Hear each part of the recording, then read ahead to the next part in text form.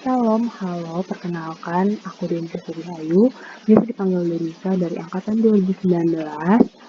Hari ini dipercayai oleh PMK FA Unpad bidang pengkajian dan keilmuan untuk melakukan mentoring dari mata kuliah Hukum Tata Negara. Hari ini kita akan mempelajari mengenai partai politik, pemilu, dan kedaulatan rakyat. Dalam sub partai politik, kita akan mempelajari mengenai pengertian partai politik dan hubungannya dengan demokrasi, fungsi partai politik, klasifikasi partai politik, serta kelemahan partai politik. Dalam pemilu dan kedaulatan rakyat, kita akan mempelajari mengenai definisi pemilihan umum itu sendiri, serta pemilu berkala, dan tujuan dari pemilihan umum. Sebelum kita mulai belajar, ada baiknya kita mempersiapkan diri kita bawa catatan kita bawa alat tulis serta literatur dari HP itu sendiri.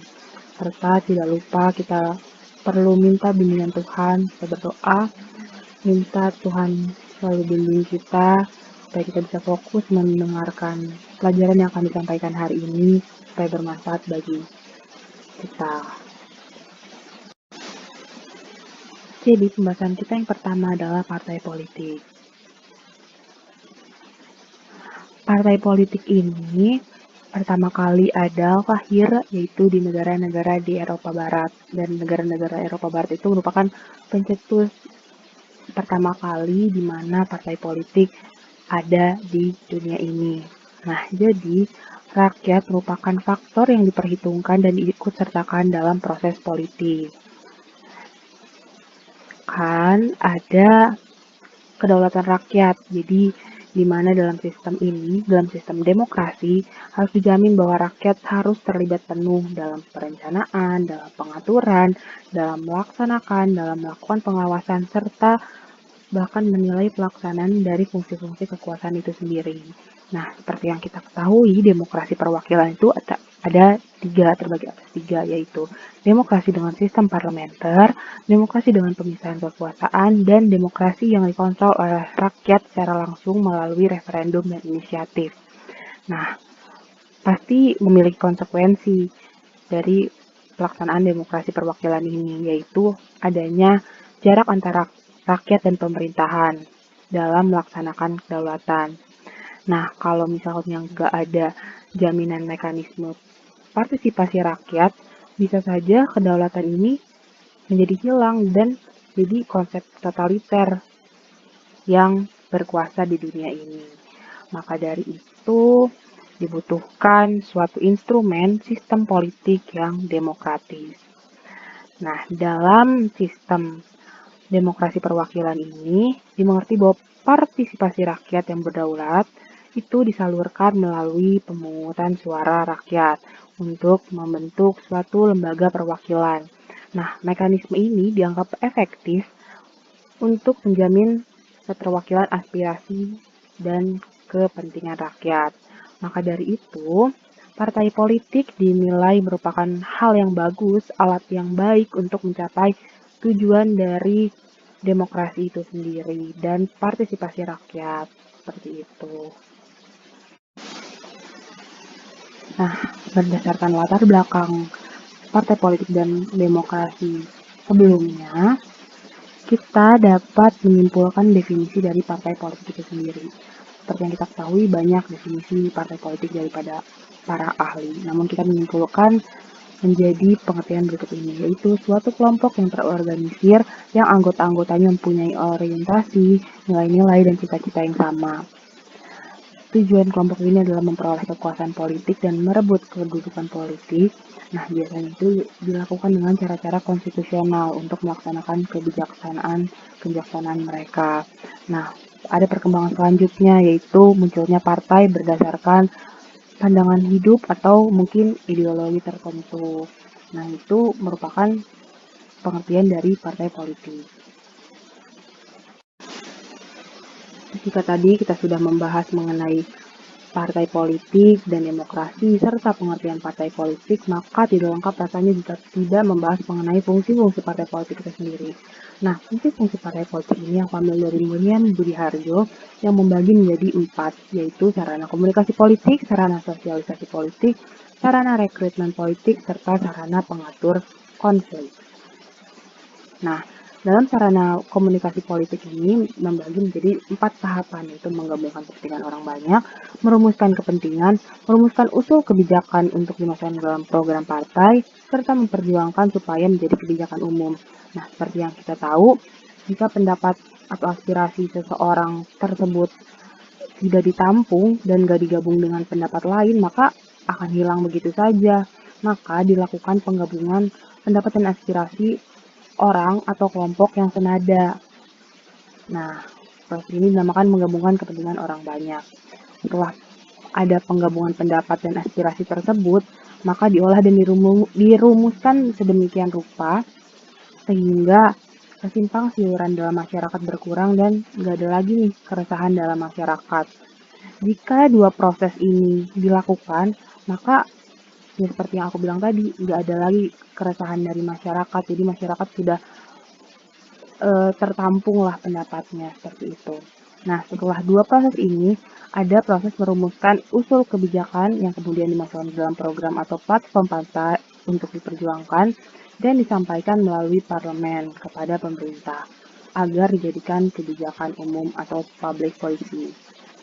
Nah, ini adalah tuntutan dari masyarakat yang disampaikan kepada pemerintah yang melalui perantaranya adalah partai politik. Nah, dalam hal ini partai politik merupakan perantara yang besar untuk menghubungkan dari masyarakat dengan lembaga pemerintahan yang resmi. Walaupun kadang ada beberapa isu yang meresahkan masyarakat karena seringkali partai politik tersebut mengandung keberpihakan pada masing-masing kelompok. Tapi ya itulah fungsi dari sarana komunikasi politik itu sendiri. Nah, kita lanjut ke fungsi selanjutnya, yaitu sarana sosialisasi politik. Nah, sarana sosialisasi politik merupakan proses di mana masyarakat menyampaikan budaya politik, yaitu norma dan nilai dari satu generasi ke generasi berikutnya. Merupakan satu proses penting dalam terbentuknya budaya politik, dan menjadi upaya untuk memperjuangkan kepentingan umum, dan merupakan hal penting untuk mendidik anggota menjadi manusia yang bertanggung jawab. Nah, fungsi sosialisasi politik partai ini dapat dipandang sebagai suatu upaya menciptakan citra bahwa partai politik itu memperjuangkan kepentingan umum. Nah, ini penting jika dikaitkan pada tujuan partai yang disebutkan sebelumnya bahwa menguasai pemerintahan melalui kemenangan dalam pemilihan umum. Nah, merupakan hal yang penting lagi jika partai politik dapat menjalankan fungsi sosialisasi untuk mendidik anggota-anggotanya supaya menjadi manusia yang sadar akan tanggung jawabnya sebagai warga negara dan menempatkan kepentingan sendiri di bawah kepentingan bersama. Nah, pelaksanaan fungsi sarana sosialisasi politik ini dapat melalui berbagai cara, yaitu media massa, ceramah, penerangan kursus kader, serta penataran. Lalu kita next ke fungsi selanjutnya, yaitu sarana rekrutmen politik. Nah, ini tuh berkaitan dengan seleksi kepemimpinan dari internal partai maupun kepemimpinan nasional, memperluas atau memperbanyak anggotanya. Nah, dalam sarana rekrutmen politik ini, untuk mempersiapkan kepemimpinan internal maupun nasional, karena seperti yang kita ketahui, setiap partai membutuhkan kader-kader yang berkualitas untuk dapat mengembangkan partainya. Nggak mungkin orangnya itu terus aja gitu. Pasti perlu ada regenerasi. Dan sarana rekrutmen politik ini untuk juga menjamin kontinuitas dan kelestarian partai. Dan merupakan salah satu cara untuk menjaring dan melatih calon-calon pemimpin. Gitu. Nah, partai ini merekrut orang-orang yang cakap untuk duduk dalam kursi parlemen maupun dalam lembaga pemerintahan. Karena untuk mewakili partisipasi rakyat itu sendiri seperti yang telah disebutkan sebelumnya. Gitu. Nah, untuk yang terakhir adalah sarana pengatur konflik. Dalam pemerintahan pasti akan ada selalu potensi konflik terutama di masyarakat yang heterogen. Nah, elit politik digunakan untuk mengurangi atau menyelesaikan konflik. Nah, penyelesaiannya itu berupa konsolidasi dan artikulasi beragam untuk tuntutan dari masyarakat. Nah, di sini partai politik berperan aktif banget untuk membantu mengatasi konflik di antara masyarakat, atau setidak-tidaknya tuh dapat mengatur sedemikian rupa supaya akibat negatif dari hal-hal yang ditimbulkan dalam pemerintahan tuh dapat ditekan dengan seminimal mungkin. Nah, dari keempat fungsi partai politik ini selaras dengan fungsi parpol berdasarkan UU Nomor 2 Tahun 2008 tentang partai politik di pasal 11 ayat 1. Nah, pelaksanaan fungsi-fungsi ini menjadi instrumen untuk mengukur keberhasilan atau kegagalan partai politik di negara demokrasi. Kenapa? Karena partai politik menjadi sarana mobilitas aspirasi masyarakat dalam hubungan masyarakat dengan pemerintah. Jadi kayak fasilitator seperti itu.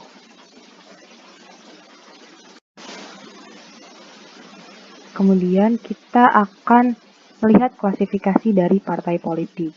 Nah, klasifikasi dari partai politik ini dibagi oleh Maurice Defenger menjadi 3, yaitu sistem partai tunggal atau satu partai, sistem 2 partai, dan sistem multipartai.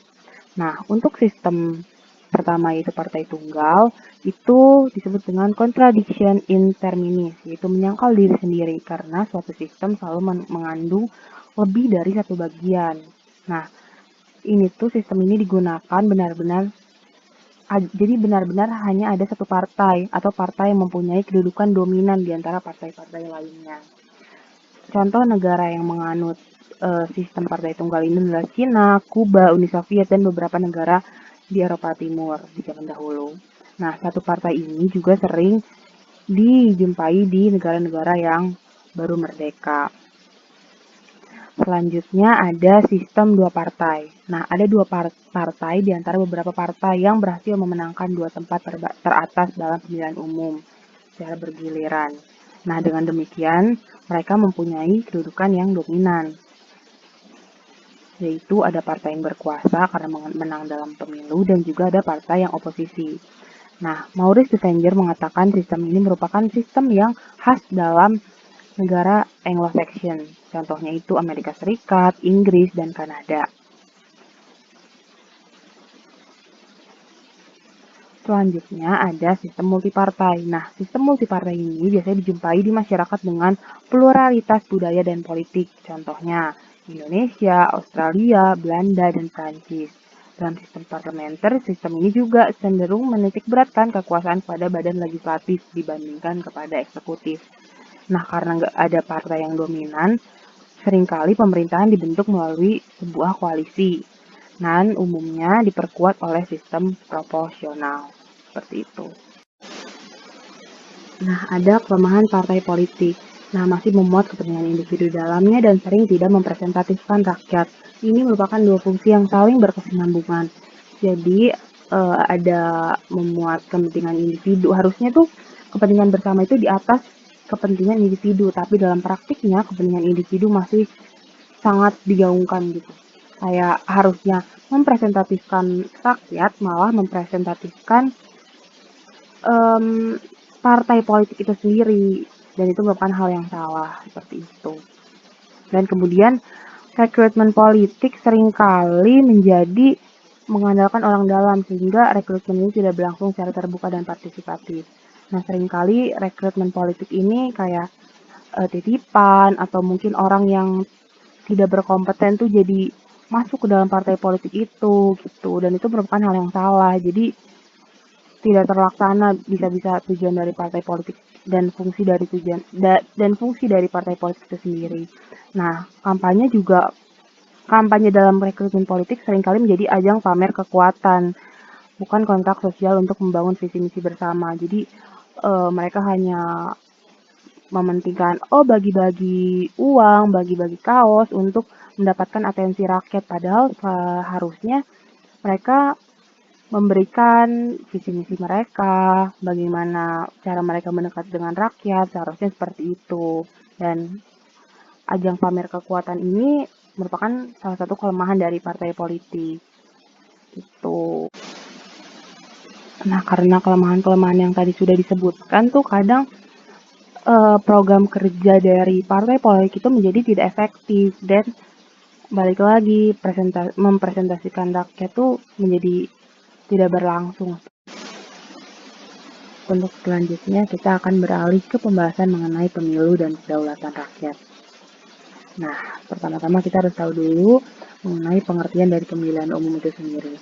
Nah, pemilihan umum itu pengertiannya terdapat dalam pasal 1 nomor 1 Undang-Undang nomor 15 tahun 2011 yang menentukan bahwa pemilihan umum adalah sarana pelaksanaan kedaulatan rakyat yang diselenggarakan secara langsung, umum, bebas, rahasia, jujur, dan adil dalam negara kesatuan Republik Indonesia berdasarkan Pancasila dan Undang-Undang Dasar Republik Indonesia tahun 1945.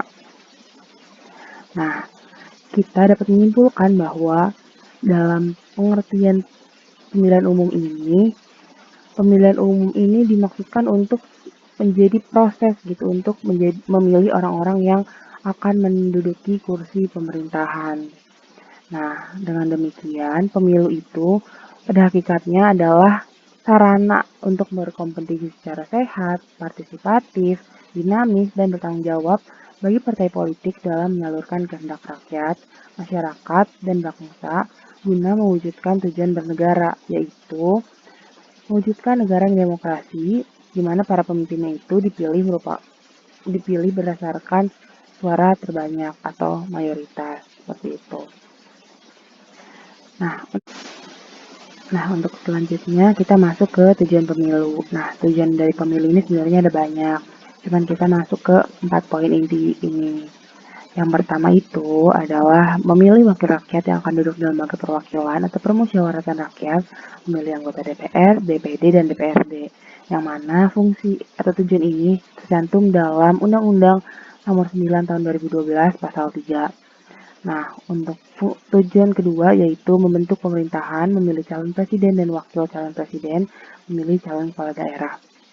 Nah, dari dua tujuan teratas ini kita dapat menyimpulkan bahwa di sini ada penyeleksian para pemimpin pemerintahan. Nah, dalam pemilu ini memungkinkan terjadinya peralihan pemerintahan dan pergantian pejabat negara yang diangkat melalui pemilihan.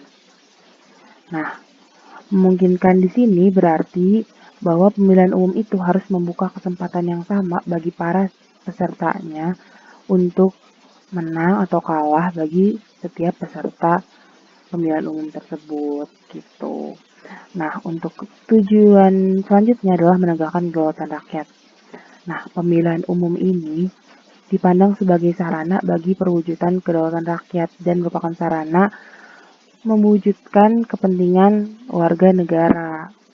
Jadi, sebagai pelaksanaan kedaulatan rakyat dalam melaksanakan hak asasi dari warga negara. Di sini rakyat berperan serta mengambil keputusan melalui perantaraan wakil-wakilnya yang akan duduk di lembaga legislatif. Maka dari itu harus dipilih calon yang sesuai dengan hati nurani dan sesuai dengan keinginannya seperti apa dari warga negara. Jadi warga negara dapat ikut andil dalam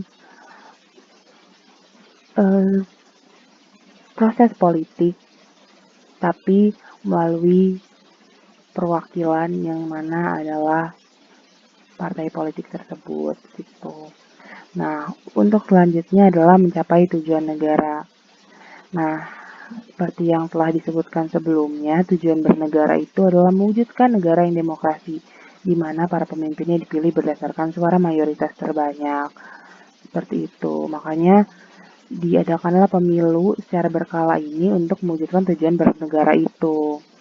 Dan pemilu ini dimaksudkan juga untuk menjamin kesinambungan pembangunan nasional. Dan pemilihan umum ini tidak boleh merusak sendi-sendi demokrasi, tetap menegakkan Pancasila dan Undang-Undang Dasar 1945. Nah, untuk kemudian adalah sistem pemilihan umum. Nah, sistem pemilihan umum ini terbagi menjadi dua, yaitu sistem pemilihan mekanis dan sistem pemilihan organis. Sistem pemilihan mekanis itu adalah pandangan yang melihat rakyat sebagai masa individu-individu yang sama. Penganutnya adalah aliran liberalisme, sosialisme, dan komunisme. Nah, sistem pemilihan mekanis ini terbagi atas dua, yaitu perwakilan distrik dan perwakilan berimbang. Perwakilan distrik itu ciri-cirinya adalah wilayah negara dibagi menjadi distrik-distrik pemilihan atau dapil yang jumlahnya sama dengan jumlah anggota lembaga perwakilan rakyat yang diperlukan untuk dipilih. Nah, ini tuh sistemnya mayoritas karena dipilih suara terbanyak. Untuk perwakilan berimbang, di mana perwakilan berimbang merupakan suatu sistem pemilu di mana proporsi kursi-kursi yang dimenangkan oleh tiap-tiap partai kurang lebih merefleksikan proporsi jumlah suara yang diperoleh tiap-tiap partai.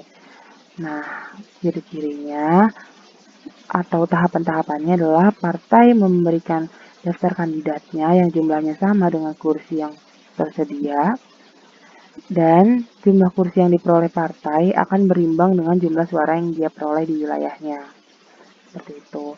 Nah, yang kedua adalah sistem pemilihan organis, yaitu pandangan yang melihat rakyat sebagai sejumlah individu yang hidup bersama dalam berbagai macam persoalan hidup dan lembaga sosial. Nah, yang paling sering kita lihat sekarang itu adalah sistem pemilihan mekanis.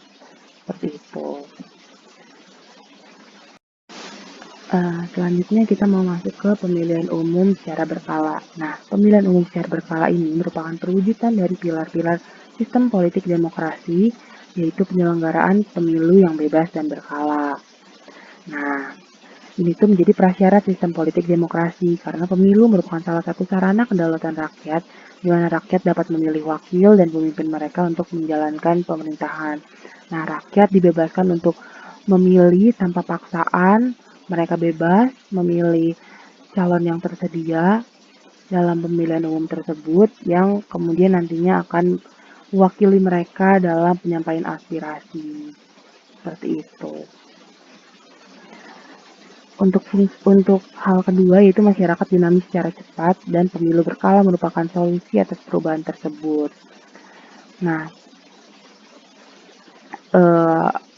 hal yang dihadapi di era ini semakin banyak.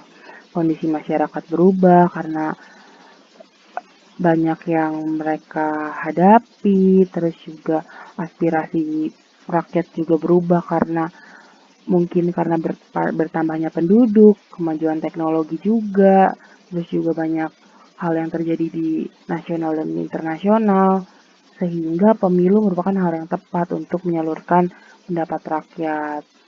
Gitu. Dan untuk selanjutnya, pergantian kekuasaan merupakan hal yang wajib. Nah, kenapa wajib? Karena untuk menghindari kesewenang-wenangan. Seperti yang kita ketahui di Indonesia sekarang hanya diperbolehkan satu presiden menduduki 2 kali masa jabatan. Nah, itu untuk menghindari adanya keresahan seperti Orde Baru. Jadi sudah tidak ada lagi pemerintahan yang panjang gitu. Ini tuh dimaksudkan untuk ya mewujudkan kebebasan berpendapat dari rakyat itu sendiri dan menjamin bahwa hak asasi manusia itu ada gitu. Dan seperti yang kita tahu mungkin di Orde Baru dulu rakyat dibungkam gitu. Selain itu, pergantian kekuasaan juga bermaksud untuk regenerasi gitu. Jadi bukan satu orang yang sama yang menduduki kursi pemerintahan, tapi orang baru lagi, karena bisa jadi orang baru itu mengakomodir lebih banyak lagi aspirasi dari masyarakat, kreatif yang lebih lagi, pemikiran yang berbeda. Jadi aspirasi rakyat makin terakomodir gitu. Nah, kemudian pemilihan umum secara berkala ini harus berdasarkan asas langsung, bebas, umum, rahasia, jujur, dan adil. Nah, 6 asas ini yang tercantum dalam pasal 22A ini menjadi landasan gitu bagi kita untuk mewujudkan pemilihan umum berkala yang lebih baik. Dan sekian materi hari ini dari mata kuliah Hukum Tata Negara dengan materi partai politik dan pemilu. Semoga ilmunya dapat bermanfaat. Terima kasih.